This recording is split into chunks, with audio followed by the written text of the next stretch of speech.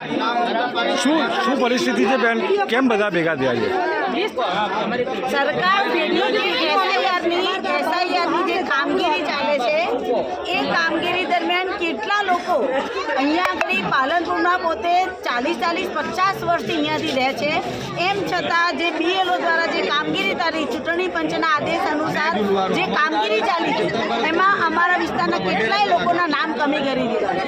જે લોકો 40 વર્ષથી વોટિંગ કરે છે અને એ લોકોના નામ કમી કરી દીધા છે।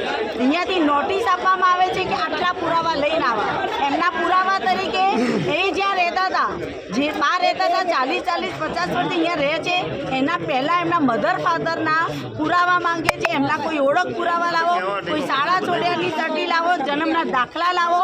હવે જે લોકો આટલા વર્ષોથી અહીંયા રહે છે અને 40 વર્ષ પહેલાં તો કોઈ સ્કૂલમાં કોઈ ભણવાય નહોતું જતું, જેની ડિલિવરી ઘરે થતી હતી, કોઈ હોસ્પિટલમાં કોઈ જન્મના દાખલા બી એવી રીતે નહોતા, કોઈ આવા પુરાવા નથી। અને અહીંયા જે એસઆઈઆરની કામગીરી ચાલે છે એમાં આ મતદારોને એવી સૂચના આપી કે આટલા પુરાવા હશે તો જ તમારું નામ મતદાર યાદીમાં રહેશે, નહીં તો તમારું નામ કમી કરવામાં આવશે।